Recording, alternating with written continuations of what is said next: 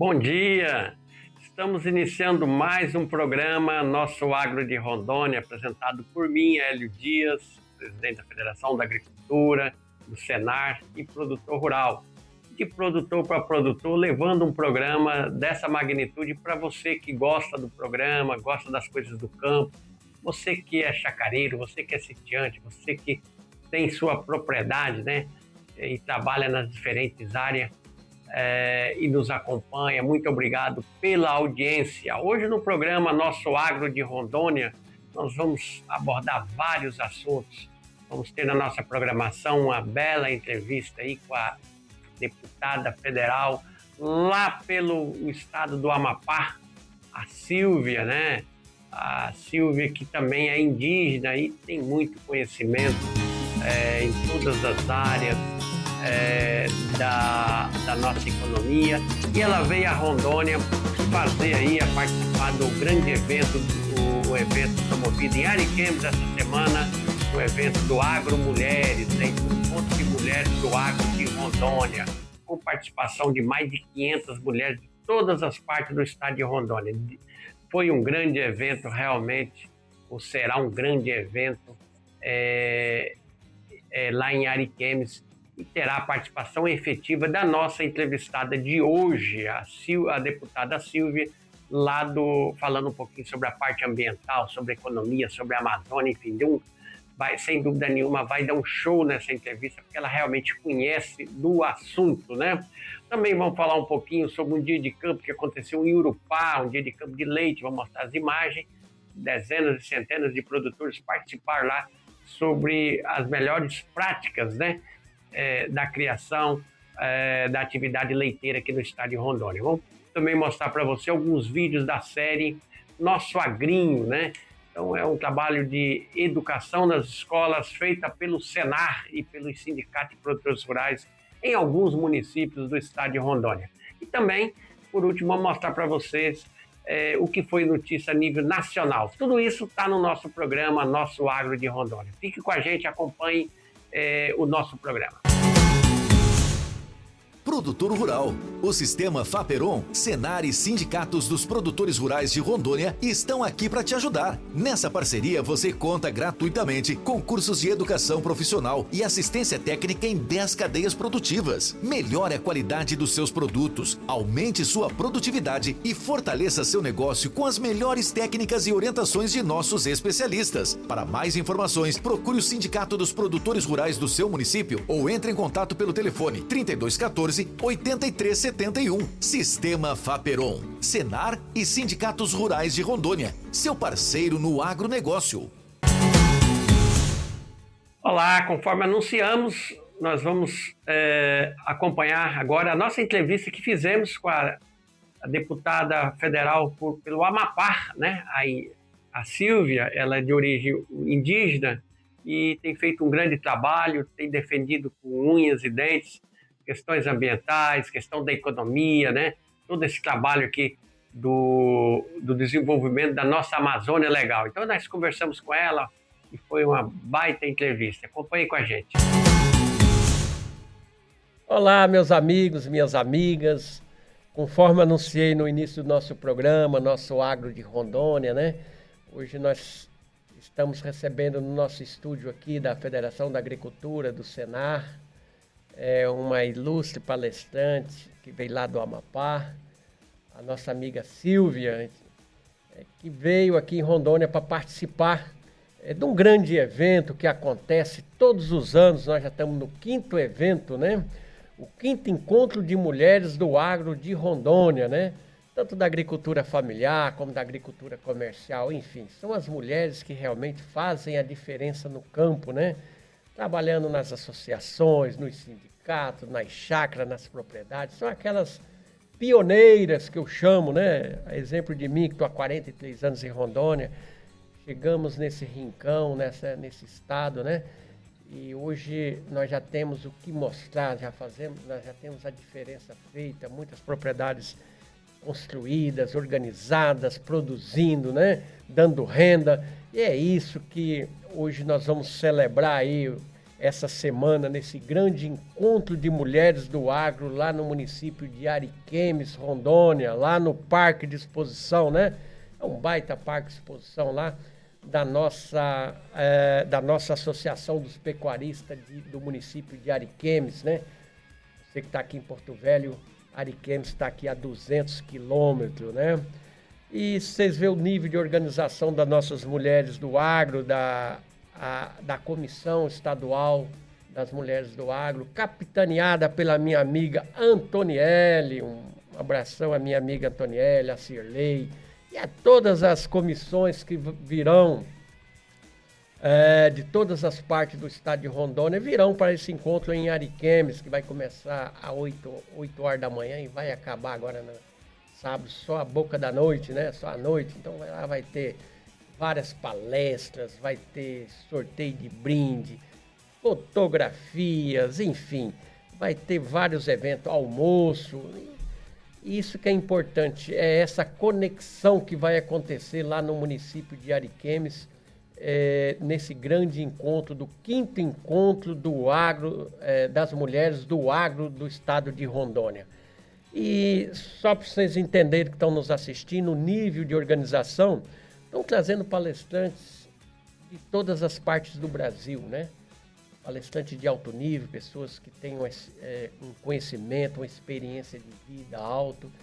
E aqui, conforme vocês estão vendo, quero receber aqui no nossos estúdios uma dessas palestrantes de alto nível que vai estar presente dentro dessa programação lá no 5º encontro em Ariquemes, falando um pouquinho da sua vida, da sua experiência, do seu trabalho, né? Veio lá do Amapá, ex-deputada federal. Também ela me falou aqui que já trabalhou como secretária nacional, né? No Ministério da Saúde, né? Um trabalho de abrangência nacional. Então, é muita experiência, né? E também traz um sangue do verdadeiro brasileiro, que é os nossos povos indígenas, né? Os nossos lá do Amapá, né? O nosso povo indígena, que daqui a pouquinho a gente vai falar um pouco mais sobre esse assunto.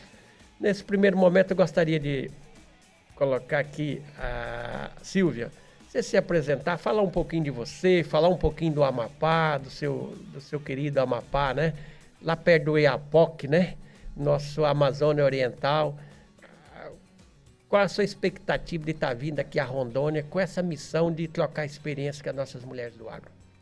Bom, primeiro, agradecer a todos aqueles que estão nos ouvindo, tá? Todos aqueles que estão acompanhando o programa, e dizer que, na realidade, é uma troca de experiências, né? O Amapá, ele tem muito que aprender com Rondônia, mesmo que tenham a mesma idade, né, enquanto estado da federação, mas Rondônia acabou se desenvolvendo, acabou evoluindo de uma forma bem especial quando comparado ao estado do Amapá. Eu sou uma mulher do norte, eu sou uma mulher da Amazônia brasileira, uma mulher indígena, sou Wayampi. Fui a primeira mulher indígena a ser oficial das Forças Armadas no Brasil e, por consequência, acabei sendo secretária nacional de saúde, né, no governo anterior, no governo do Jair Messias Bolsonaro. Coordenei, na época, um trabalho logístico no Brasil, que foi o da homologação de pistas de pouso para poder levar saúde a comunidades indígenas em áreas inóspitas do Brasil, principalmente na Amazônia brasileira. E esse trabalho teve uma expansão muito grande e também um peso bastante peculiar, porque em algumas áreas inóspitas nós nos deparamos com algumas dificuldades, como o narcotráfico, por exemplo. E ter que lidar com essas coisas, enviar relatórios, fazer denúncias, fez com que nós nos tornássemos alvo, né, de várias ações. E logo depois eu fui, no caso, né, depois que saí de secretária nacional de saúde, eu me tornei conselheira nacional de promoção da igualdade racial. Então eu trabalhava com povos ciganos, povos judeus, povos indígenas e também trabalhava com quilombolas. E toda essa vertente de trabalho fez com que tivessem algumas exigências. E dentro dessas exigências foi continuar esse trabalho dentro do parlamento.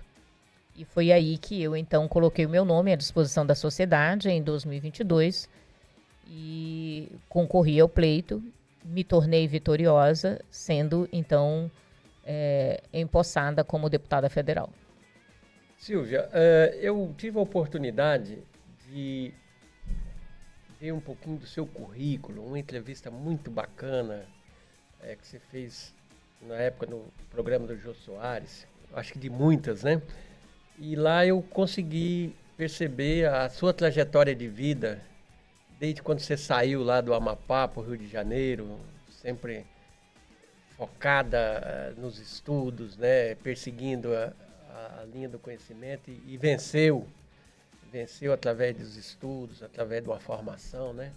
E voltou ao seu estado natal e se tornou deputada federal, logicamente muito bem escolhida e selecionada lá pelos eleitores daquele estado. Essa experiência de vida sua contribuiu, desde quando você falava, desde teus 14 anos, toda essa trajetória, ela contribuiu para que você hoje pudesse ter essa experiência de vida, pudesse ter ocupado esses cargos que você ocupou, pudesse devolver à sua região muitos benefícios, eu acredito, na época quando você foi secretária com Mandetta, né? O nosso ministro da Saúde da época, acompanhei esse trabalho. E isso lhe serviu muito para que você pudesse representar aquele povo sofrido, mas pioneiro naquela grande região lá do Amapá?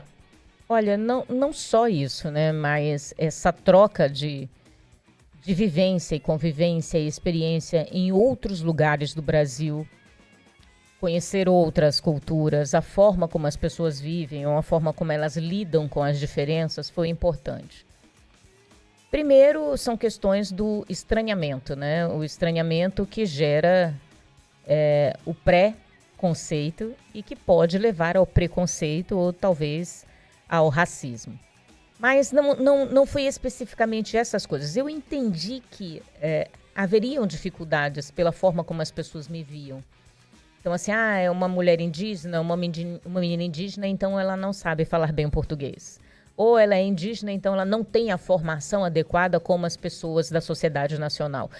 E por eu entender que eu passaria por isso, e não querendo passar por isso, não aceitando ter que passar por isso, é que eu acabei me dedicando tanto. Então eu arrisquei e saí do meu estado, do Amapá, com 14 anos e fui para o Rio de Janeiro.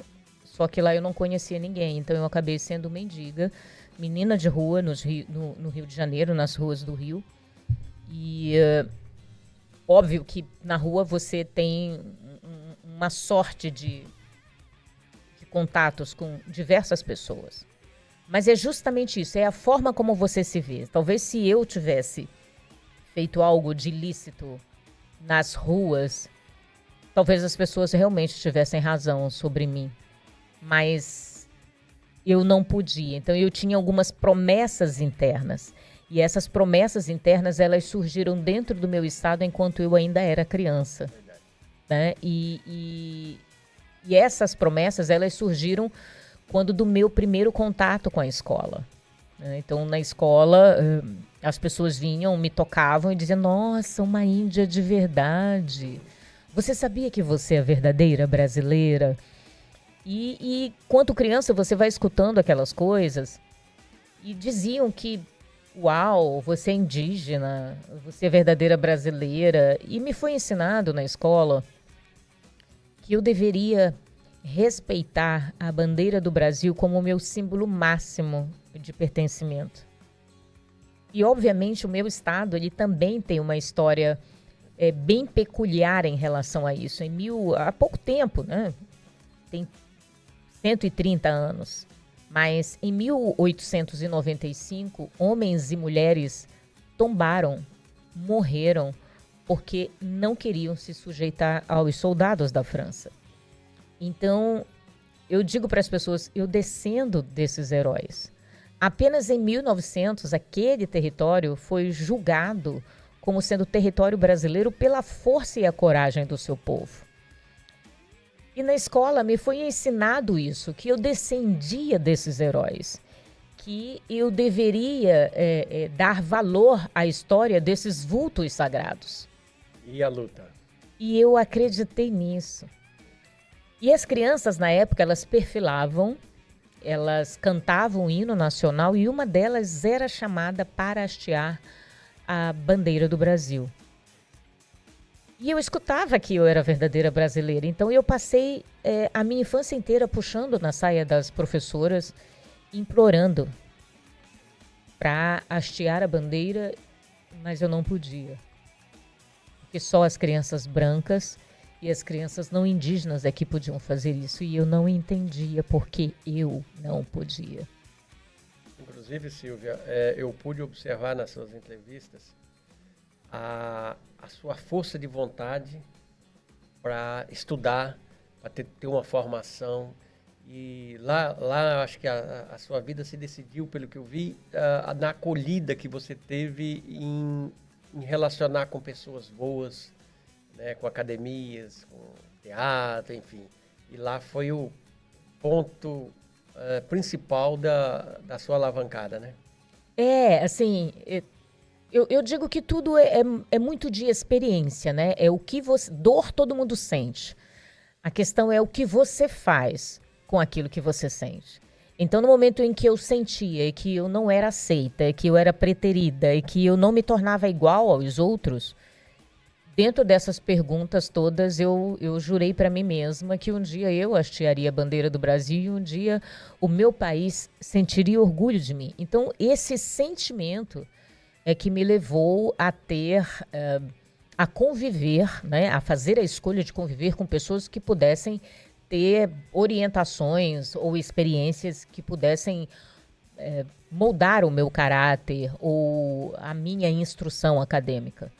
Então, isso acabou virando uma opção. Eu tenho certeza que você, a Silvia, né, pela experiência de vida, pelos cargos que já passou, pela sua própria formação militar, você já hasteou muitas bandeiras Brasil afora, município afora, enfim, você alcançou aquele sonho de criança. Mas, Silvia, eu gostaria de fazer uma pergunta. Vindo a Rondônia, a nosso convite, a convite do grupo de mulheres de Rondônia, do Agro, você vai falar um pouquinho nesse encontro sobre a política da mulher brasileira, da mulher negra, da mulher indígena, do espaço da mulher branca, enfim, da mulher como um todo, né? E o seu potencial de representatividade, né?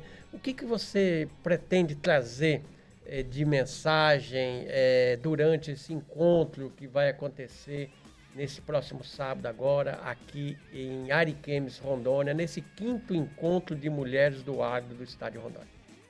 Não só são as questões técnicas que serão abordadas, né, sobre a questão do desenvolvimento econômico, sobre investimentos, sobre a questão de geopolítica, a questão da geopolítica internacional, mas é também trazer a mensagem de quem elas são, onde elas se encontram, a que lugar elas pertencem. As mulheres de Rondônia, elas não pertencem só a Rondônia, elas são as mulheres do norte. Elas são as mulheres que fazem com que a Amazônia brasileira exista. E dividir com elas essa experiência e motivá-las a ajudar a transformar não só a vida, mas o futuro de outras mulheres que ainda hão de vir. É verdade. Olha, oxalá se nós não tivéssemos, eu digo como pai, como família, como produtor rural, se nós não tivéssemos uma mulher que sempre está nos acompanhando na gestão das propriedades, na gestão das famílias.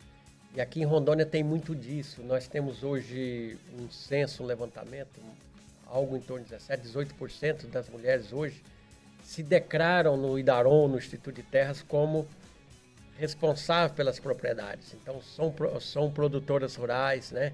Atuando em várias áreas, em várias cadeias produtivas, uma no cacau, outra no café, outra na pecuária de corte, leite, hortifruti, enfim. Então são mulheres que eu chamo de guerreiras, são mulheres que realmente têm feito a diferença em alavancar essa pujança que é a agricultura, que é a pecuária, que é o agro em si em Rondônia. Então a gente tem hoje, as mulheres têm feito a diferença, principalmente as mulheres do agro, aquelas que estão bem envolvidas, aquelas que estão participando de algum movimento, seja da agricultura familiar, seja da agricultura comercial, mas que está em movimento. Então eu acho que essa pegada que tem feito a diferença aqui em Rondônia. Eu acredito que não é diferente da mulher amazônica, né?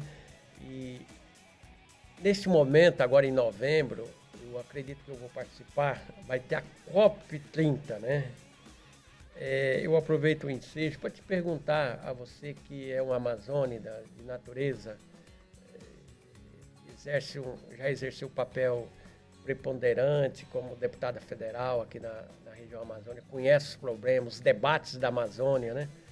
O que você acha dessa COP acontecendo lá pertinho da sua terra, né? Lá em Belém? Você acha que ela vai trazer efeitos práticos para melhorar a vida do amazônida em si?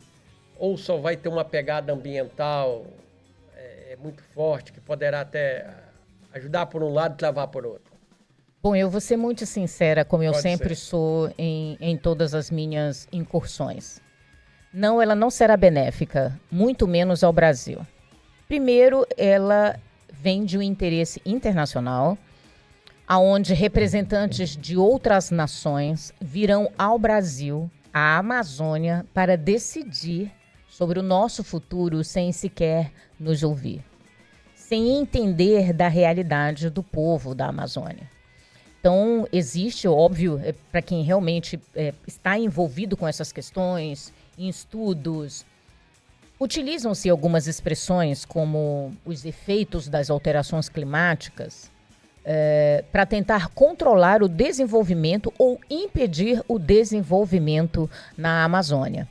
Primeiro que houve uma reunião em 81 em Genebra, em 1981 em Genebra, onde organizações criaram algumas diretrizes para fazer com que fossem retiradas da Amazônia pastagens, construções na fronteira e toda uma sorte de questões que impediriam o desenvolvimento nessa região e manteriam esta região como no passado, como em 1500. Mata pura. E neste documento, nesta reunião, nessas diretrizes, eles falam em utilizar povos indígenas e criarem líderes para que conseguissem convencer e impedir as ações de desenvolvimento na Amazônia. Em 1987, esse documento ele foi traduzido para o português, essa diretriz, né? Ele foi traduzido do alemão para o português. E ele foi utilizado como referência para a Constituição de 1988, para então sim fazerem o artigo 231 e o artigo 232 da Constituição, onde reconhece a nós, povos indígenas, como cidadãos com direitos. Porém, maquiando as ações do qual deveriam ser feitas, como, por exemplo, nos integrar à sociedade como cidadãos de verdade. E, óbvio, essa reunião de 81, ela foi uma contrarresposta às ações do Brasil na década de 60.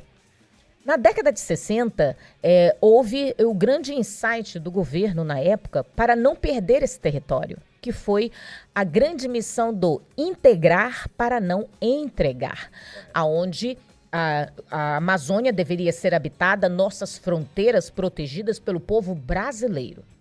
E óbvio que todo esse movimento que veio a partir de 1981 com essas diretrizes, eles atuam hoje especificamente para retirar o povo da Amazônia.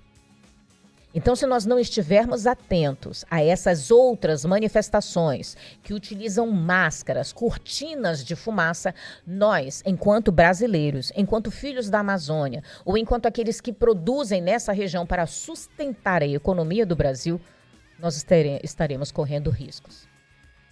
Gostei, muito bom posicionamento, posicionamento correto.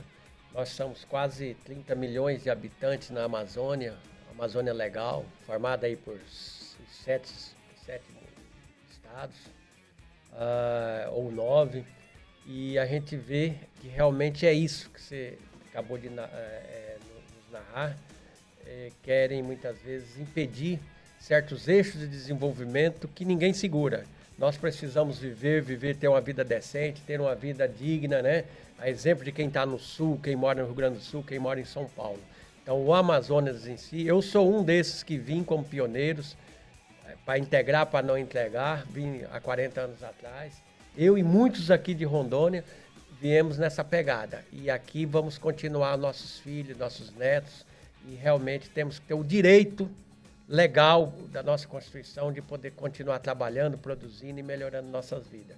Então é muito disso, a gente vê hoje muitas narrativas que realmente vêm de encontro com o que você colocou, que vai ser, pela nossa expectativa da CNA, da própria nossa, da Federação da Agricultura, deve participar ao próximo a 50 mil pessoas de todo o planeta e pessoas que pensam diferente, isso é bom, mas a gente vai demonstrar, os produtores desse país vai demonstrar que nós produzimos no país e aqui na Amazônia com sustentabilidade. É possível proteger as nossas florestas, mas também produzindo e preservando os grandes programas de desenvolvimento, as nossas culturas, como a soja, como o milho. Nós temos que produzir hortifruti, é o cacau, é o açaí, enfim, é o café, e garantir renda para o produtor. Eu acredito que é essa harmonia que as pessoas que moram lá na Europa, na Ásia, não sei aonde aí, eles têm que ter de nós como Amazônia. Então, ver os povos que aqui estão, seja ele os povos mineiros, quem veio de São Paulo, quem veio do Rio Grande do Sul, veio para constituir uma família e morar na Amazônia. Os povos indígenas que estão aqui têm que ter seus direitos do seu território, de explorar ele, de poder arrendar, enfim, tem que ter seu direito pleno, não só entre aspas. Então eu acredito que essa harmonia que vai fazer da Amazônia continuar um lugar digno, né, de morar. Mas não é com intervenção de terceiros, de pessoas que não moram aqui, que não pegou malária, que nunca sentiu o sol quente da Rondônia ou do Amapá, que vai ditar as regras aqui no nosso território. Então essa preocupação é muito válida. Gostaria de parabenizar a sua defesa intransigente, a sua voz como mulher, ex-deputada, uma militante da defesa do cidadão da Amazônia. Isso é muito importante, tem pessoas como você. Silvia, nós já estamos chegando ao final do nosso bloco. Gostaria de deixar aqui o nosso microfone à sua disposição para a sua fala final para as pessoas que nos assistem aqui de Porto Velho e de toda essa região e para as pessoas que você vai ministrar essa palestra nesse próximo amanhã, sábado, em Ariquemes. Bom, que as que estão inscritas não faltem, né? Não faltem, que vai ser uma experiência maravilhosa para muitas. E vou falar, como eu sempre digo, com uma mulher do Norte, uma mulher que estudou as peculiaridades da região, que vive as peculiaridades da região e que monitora todas as ações que são feitas na geopolítica internacional em relação ao nosso país. Nós, mulheres, devemos fazer isso que está acontecendo e que vai acontecer em Ariquemes. Nos unir, transformar a história da nossa gente, ter a responsabilidade de conduzir o nosso país ao lugar que ele deve estar, como um dos melhores e, quiçá, o melhor na economia brasileira e na produção da agropecuária. Então, essa é a missão que eu trago, né? Essa conscientização da missão dessa mulher da Amazônia. Não permitir, né, que interesses escusos ou internacionais queiram ditar regras à nossa existência. Porque a nossa subsistência, essa nós estamos dominando muito bem. Agora, a nossa existência, até isso eles querem impedir. Então, não faltem a Ariquemes, porque nós temos uma grande missão a cumprir e é isso que nós vamos deixar de mensagem para as mulheres nesse grande evento. Muito obrigado, Silvia. Bela entrevista, conhecimento, experiência. vocês que estão nos assistindo podem perceber. Parabenizar também toda a organização, a direção aí do evento que vai acontecer lá em Ariquemes, a Federação da Agricultura, a Comissão das Mulheres, a ProSoja, enfim, todas as pessoas que estão envolvidas nesse grande evento, que é o 5º Encontro de Mulheres do Agro de Rondônia. Então vem gente de todos os municípios de Rondônia, estará reunida. Parece que já tem umas 500 mulheres inscritas. Imagina a magnitude deste evento e com pessoas, com palestrantes de alto nível do Brasil todo. São acho que 2 ou 3, inclusive uma acabou de nos prestar aqui, nos conceder essa bela entrevista que você pôde perceber. Nós vamos para o intervalo e daqui a pouquinho a gente volta com o nosso programa Nosso Agro de Rondônia.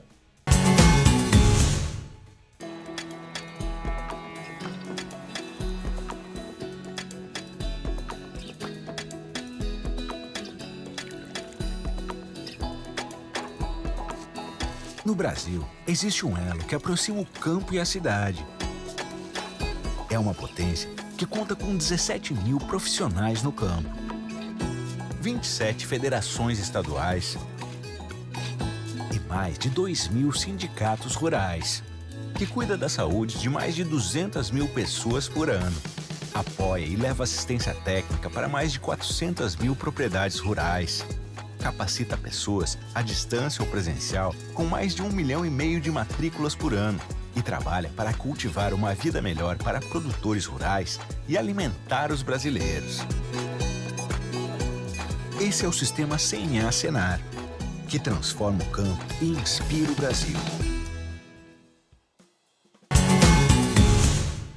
Olá, vamos acompanhar então, a partir de agora, um dia de campo que aconteceu no município de Urupá, né, na região central de Ji-Paraná, né? Então, uma região de uma bacia leiteira muito próspera, pequenas propriedades, e realmente os produtores têm feito a diferença. Numa pequena propriedade tem intensificado as inovações, as tecnologias, questão de rotação de pastagem, animais com alta performance produtiva, boa genética. Então, lá na propriedade do Leandro Martins, né? O Leandro Martins é o presidente do Sindicato de Produtores Rurais lá em Urupá. Josimar, a nossa amiga Janaína Crepaldi, que é a nossa supervisora de leite, estava presente, né? Então, foi um grande evento lá, com participação de dezenas de produtores interessados em melhorar a sua atividade. Melhorar a sua atividade chama melhorar a sua estrutura física, melhorar a sua produtividade e melhorar a sua renda. Esse é o trabalho do Senar.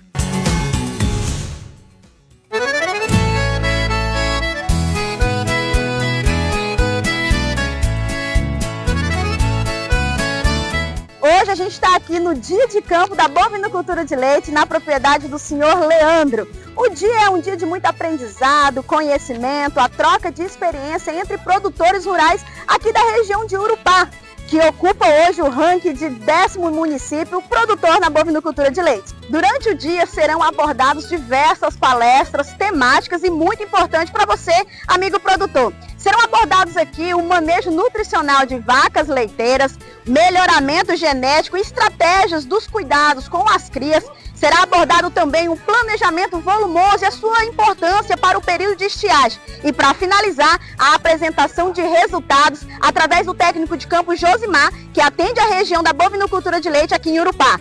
A assistência técnica e gerencial do Senar veio para mudar a realidade da minha propriedade. Hoje consegui mudar a genética do meu gado, pastagem, consegui mudar o conceito de produzir leite no município de Urupá. Hoje, um déficit muito grande nas propriedades hoje, dos produtores de leite, da propriedade leiteira hoje, é uma assistência técnica de qualidade. É uma necessidade que o produtor tem hoje para poder executar as ações dentro da propriedade e poder lucrar e também produzir com qualidade. A partir dessa assistência técnica e gerencial, nós podemos observar a grandiosidade que é o Senar, que é o sistema Senar dentro de um município, no caso o município de Urupá.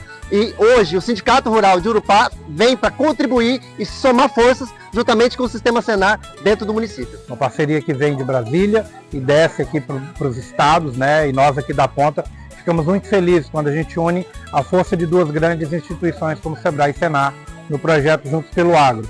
Quem tem a ganhar com isso, é claro, é o produtor rural, é quem está aqui na lida, quem precisa melhorar o seu gado, quem precisa de uma especificidade técnica, como é o ATEG, né? Precisa de uma consultoria mais focada como o ATEG, e principalmente quem precisa de produtos de gestão, como o Sebrae tem. Então é uma parceria que veio para dar certo, né? Já nasce grande, porque tem nomes como o Sebrae e o Senar por trás, e a gente fica muito orgulhoso de ver os produtores aqui acompanhando e as duas instituições se fortalecendo para trazer benefícios aqui para o campo, para trazer geração em renda aqui para o homem do campo.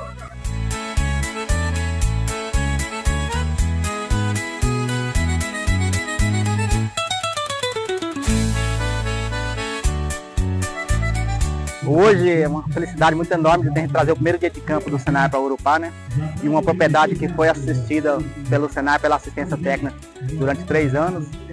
E a gente conseguiu trazer melhorias aqui, principalmente na questão de melhoramento de pastagem, produção de volumoso, melhoramento genético, relacionado principalmente à transferência de embriões. Uma das características que a propriedade focou esse ano é a produção de volumoso, visto que o período de estiagem vem esticando, né, prolongando, e isso está trazendo grande prejuízo para os animais na região.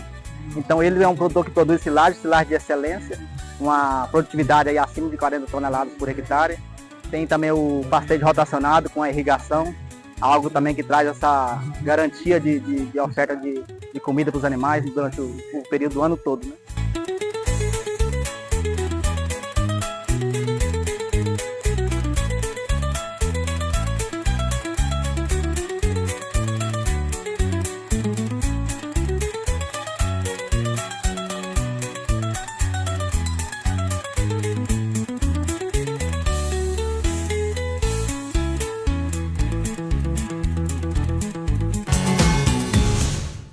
Olá, nós vamos aproveitar e mostrar para você em primeira mão também a série dos vídeos que a gente está fazendo, apresentando aqui no programa, sobre um programa chamado Agrinho na Escola. O Agrinho é um programa do Senar que leva conteúdos programáticos e capacita os professores para levar essas mensagens do agro, da agricultura familiar, do agro de uma maneira geral, que sustenta o país, que leva o alimento para a mesa, para a sua mesa, né? Então, um trabalho de educação nas escolas. Então, vamos assistir um pouquinho esse vídeo que mostra esse trabalho que está sendo feito nesse programa Agrinho, entre vários municípios. Vamos destacar aqui o município de Candeias, né? Então, aqui na escola aqui, Cândido Jacomete é o nome da escola, no município de Candeias do Jamari. Acompanhe comigo aí o vídeo, os depoimentos das pessoas que têm participado do programa Agrinho na Escola, do Senar.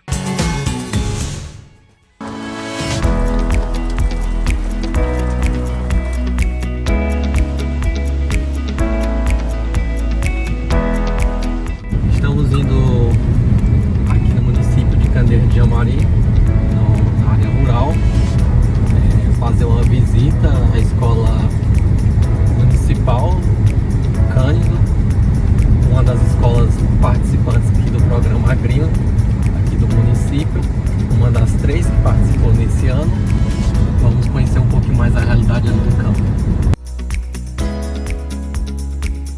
Esse tema, sustentabilidade, veio muito a casar e motivar os alunos nas aulas e mostrando a importância do consumo, da conscientização no campo, foi muito gratificante. Porque você, além de conscientizar os alunos a importância do não desperdício de água, da nossa fauna, da nossa flora, ver eles descobrindo, se apaixonando por animais que às vezes eles tinham contato no dia a dia, mas não tinham a vivência que o Agrinho trouxe. A importância de cada produção, de cada alimento, as histórias que eles falaram que o pai produz alface, o outro produz café. Então essa vivência com os alunos que o programa me proporcionou e proporcionou aos professores foi muito gratificante. E trabalhar o Agrinho aqui na nossa escola foi assim muito bom. E o que a gente quer para o ano que vem, para as futuras gerações, é isso mesmo, conscientizar e mostrar a importância que cada pessoa tem da regionalização dos animais, da nossa fauna, da nossa flora. Não focar tanto para fora, ser mais um olhar interno, e trabalhar isso com nossos alunos não teve preço, foi muito bom.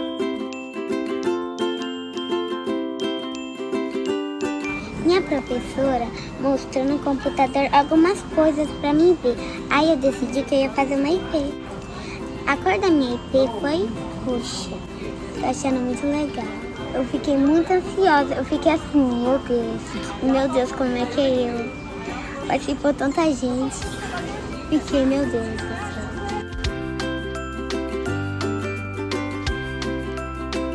Eu vou ver vocês lá em Porto Velho.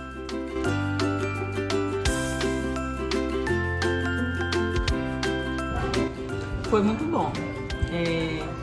A gente conseguiu desenvolver, a gente gostaria de desenvolver melhor, né? Mas o que nós conseguimos fazer já foi assim o início, né? Esperamos que nos próximos anos a gente consiga melhores resultados, consiga aprofundar mais no projeto. Mas foi maravilhoso. A participação deles, né, no projeto fez toda a diferença para a escola. E esperamos que nos próximos anos assim seja melhor. Nossa, foi uma notícia maravilhosa, nos emocionamos quando nós ficamos sabendo da notícia, porque assim, realmente a gente está concorrendo com várias escolas, né, com escolas bem estruturadas, e nós aderimos ao programa, mas a gente assim não esperava tanto, né? Mas foi assim surpreendente para nós o resultado, né? A aluna do primeiro ano como uma das vencedoras, né, do programa, e nós recebemos a notícia com muita alegria, com surpresa, e ficamos assim lisonjeados com o resultado.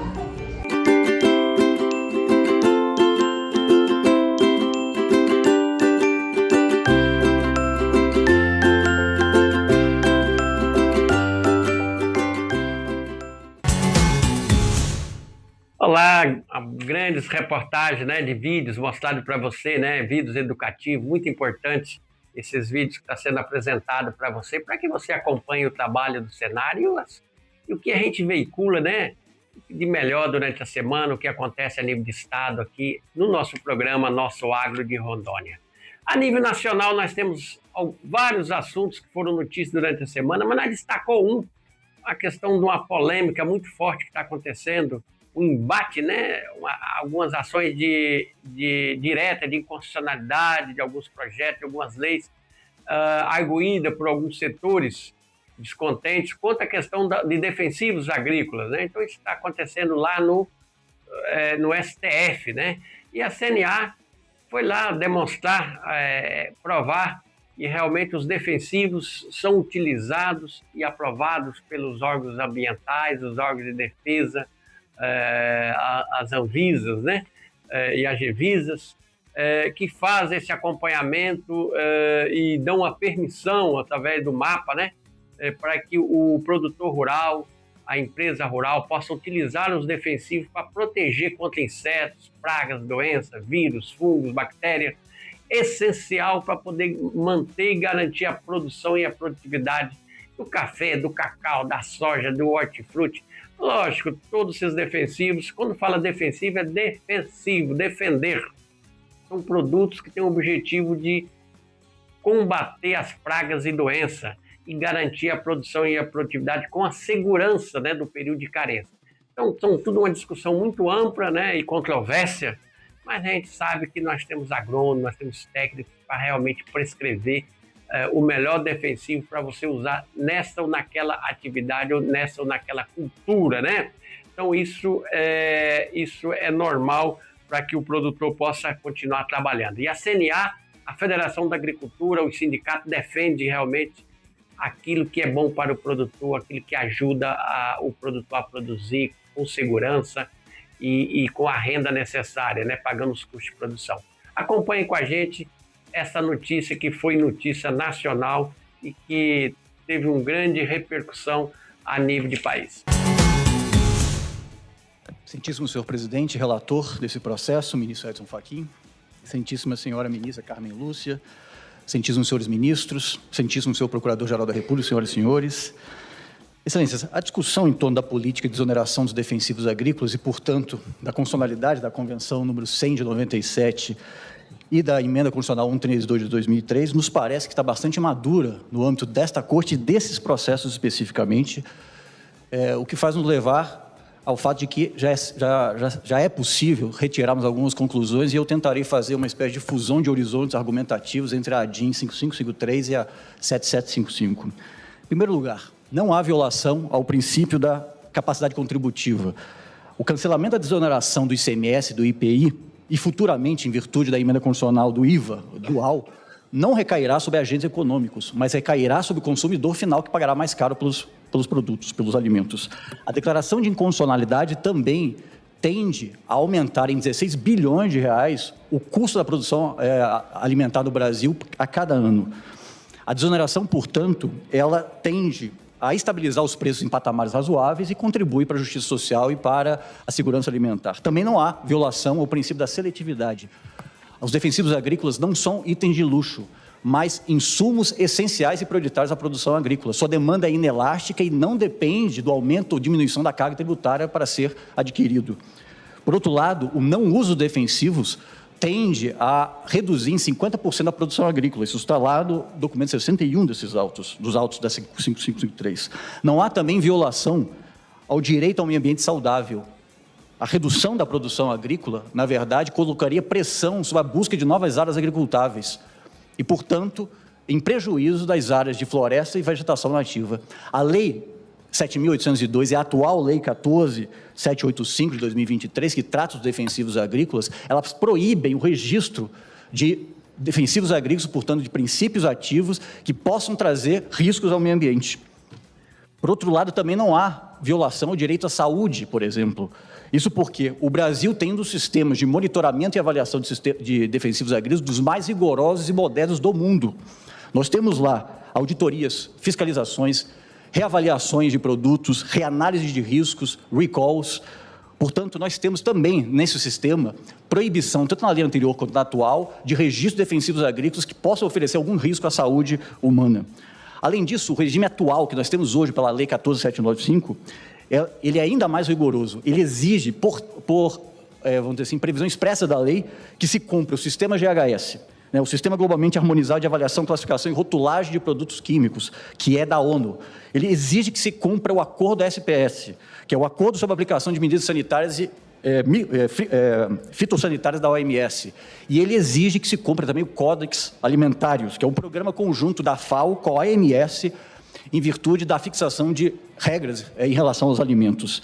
Pelo Cinetox, Sistema Nacional de Informações Tóxico-Farmacológicas, os defensivos agrícolas são apenas responsáveis por 4% dos casos de intoxicação, patamar muito abaixo de produtos hoje considerados essenciais e que vários deles de uso doméstico. Pelo PARA, Programa de Análise de Resíduos Agrotóxicos de Alimentos, coordenado pela Anvisa, os produtos da produção agrícola brasileira têm altos índices de conformidade e baixíssimos patamares de intoxicação. Além disso, excelências, o mais importante, a decisão do CONFAS, assim como a decisão do Congresso Nacional em matéria de emenda constitucional, pode parecer política, mas ela passa por uma patamar técnico bastante importante. Nas 22 vezes em que o CONFAS prorrogou o convênio número 100, e mesmo agora, na aprovação da emenda 132, secretários estaduais, governos locais, deputados e senadores foram obrigados a rever as suas análises e projeções de impacto tributário, de produtividade, foram obrigados a receber e articular em relação ao sistema seguro que nós temos de defensivos agrícolas em relação à saúde humana e ao meio ambiente. Por outro lado, a política de concessão de benefícios fiscais na cadeia de produção dos alimentos é uma prática comum entre todos os países da OCDE, inclusive dos países concorrentes do Brasil, como Canadá, Reino Unido, Espanha, Itália, França, etc. Na verdade, essas informações estão na manifestação da CNA, documento 409. Na verdade, na comparação de União Europeia, China e Estados Unidos, o Brasil talvez seja o país que menos oferece incentivos, dentre os quais o tributário ao produtor rural. Os bioinsumos, que é outra questão também importante. Os bioinsumos, de fato, são um mercado importante no Brasil, mas seria um erro nós tratarmos os bioinsumos como um substituto automático e perfeito dos defensivos químicos. Para isso, é importante, é necessário, na verdade, uma avaliação fitossanitária vamos dizer assim, de econômica e estratégica em relação à utilidade desses produtos. E, finalmente, excelências, o Brasil não é hoje o país que mais utiliza defensivos agrícolas. Na verdade, o Brasil que menos utiliza de acordo com os seus concorrentes, e nós temos que considerar que no Brasil nós temos de 2 a 3 cultivos de safra no Brasil. Portanto, nós cultivamos 3 vezes mais do que a nossa própria área agricultável. E se esse dado for considerado, o Brasil cai lá para 23º lugar no ranking mundial. E, finalmente, o fim da desoneração do ICMS, futuramente do IVA, dual, certamente significará um aumento de 9,5% do IPCA anual, que é o índice que mede a inflação, com um comprometimento significativo da ordem de 50,6% da renda do produtor rural. Portanto, excelências, a discussão que nós temos aqui sobre desoneração, a política de desoneração dos defensivos agrícolas, é, acima de tudo, um debate sobre a segurança alimentar e a capacidade do Brasil... Kaufmann, o seu tempo esgotou. Vou concluir, então, excelência. Pois não. E a capacidade do Brasil de fazer frente a essa demanda. Então, portanto, a CNA, na condição de amicus curiae, espera e confia pela decisão do Supremo no sentido da improcedência total das ADIs 5553 e 7755. Muito obrigado, excelência. Obrigado a Vossa Senhoria.